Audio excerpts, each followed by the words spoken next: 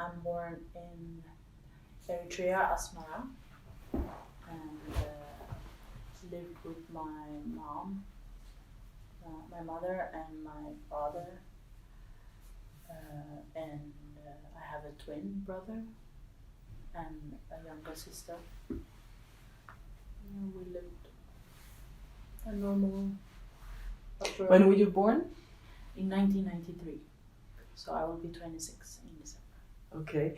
And you were born in Asmara, but your dad, before that, your family lived in Sweden? You're just your dad? My father.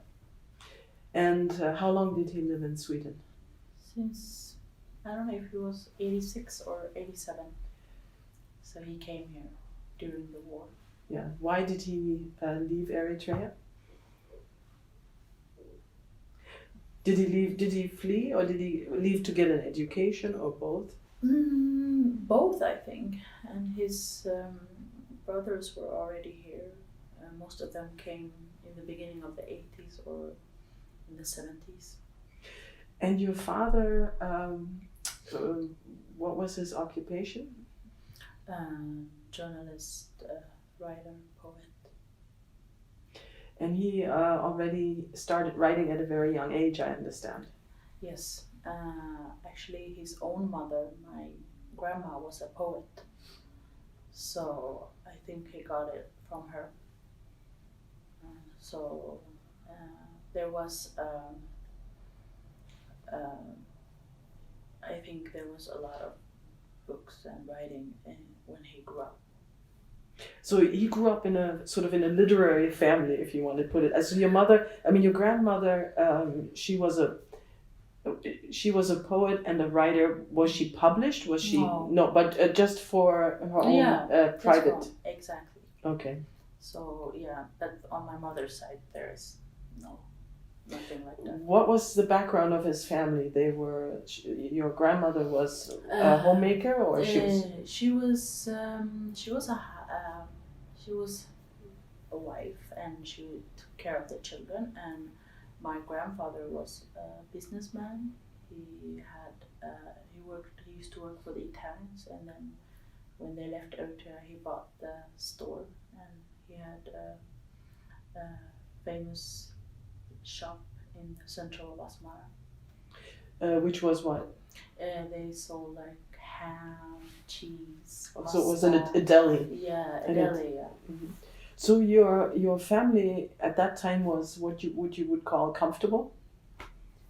Yeah, my father's family are upper middle class.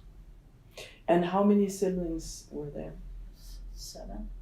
7. So David has like 6 siblings? Exactly. Okay. And so your father's talent was pretty obvious very early. I remember his brother saying that he was writing all the time. Yeah, he was writing all the time, and even in school he expelled very much every year. So you mean he excelled? Yeah. He was a very good student. Yeah, very good student. I understand he published a short story or a play very early. Yeah. That became very well known. Yeah, but it also became censored. So immediately at the time. Yeah, he went when he tried to write it in school. They told him to to take away some parts of it. Who did it? I think the headmaster maybe, but it was also maybe it wasn't censorship, but it was also a very, as I understood it, a very conservative Italian private school. And so, what was the story about that he wrote?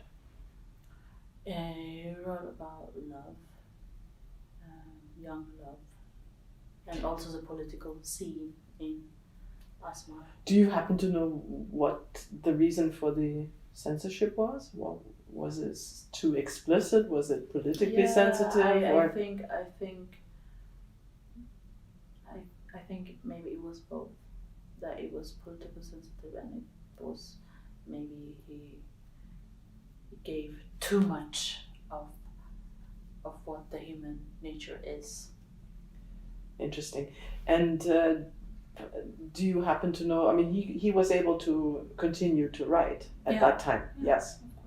And then he also published a radio play, from what I understand, or a story that was very well that was known. And I've still haven't understood that because I haven't heard.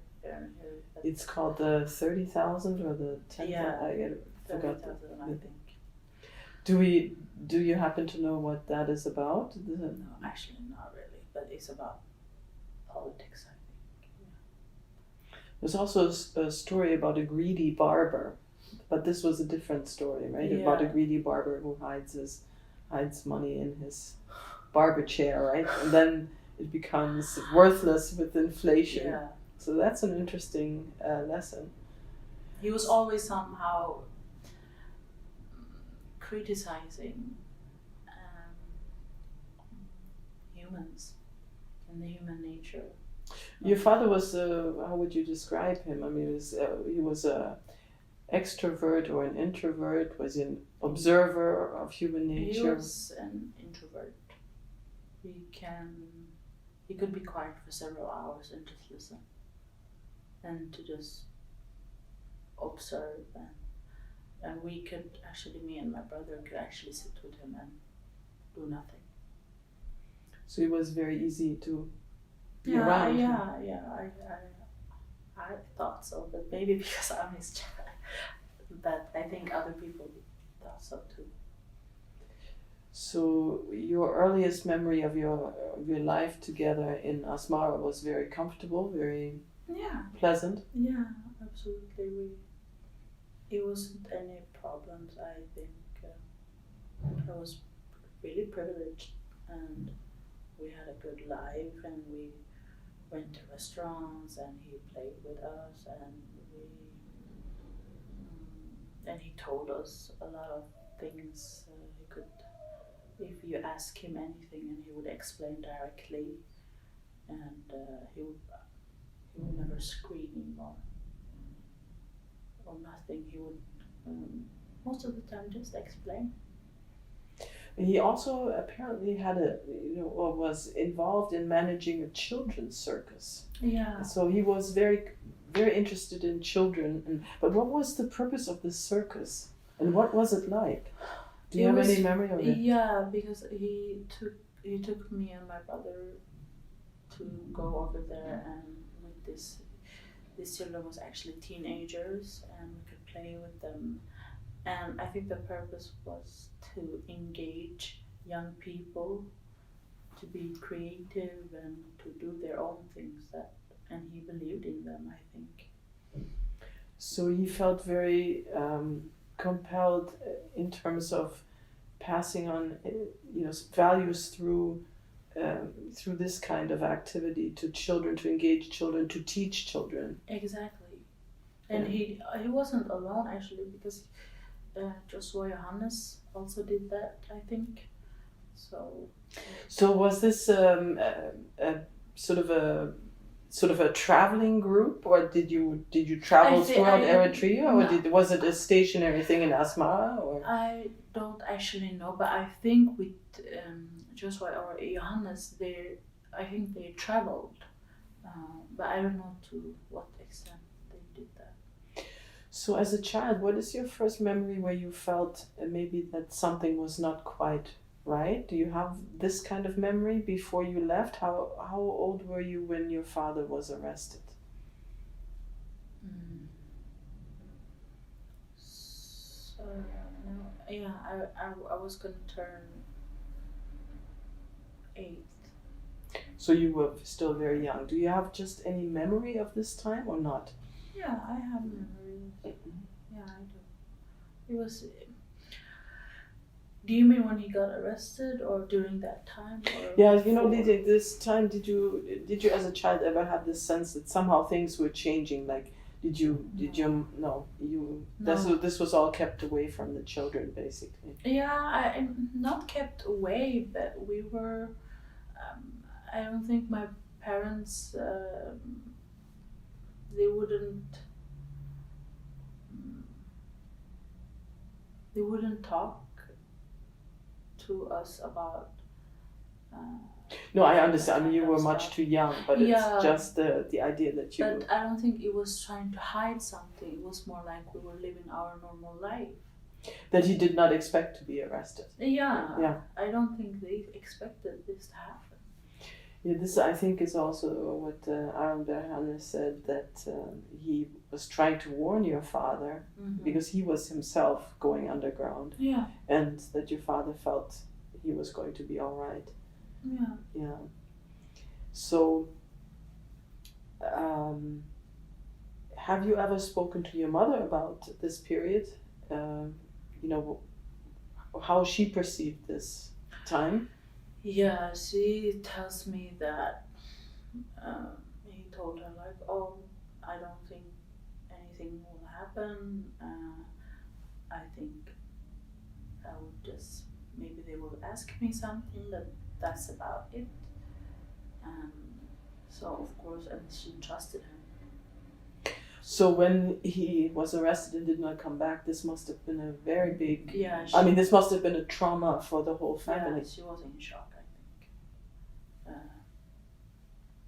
because she didn't know anything. We didn't know anything.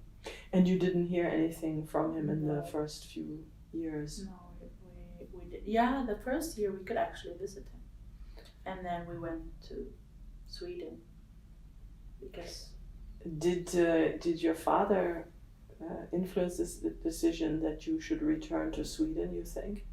Or was this your mother's decision? Yeah, I think so. They were both. I think they were both thinking about this over and over and over again.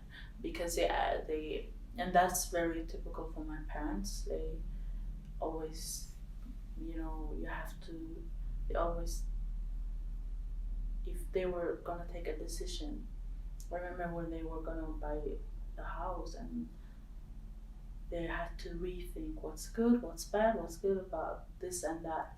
So I think they did that for maybe several months actually. So they had a real partnership. Yeah, I think so. Yeah.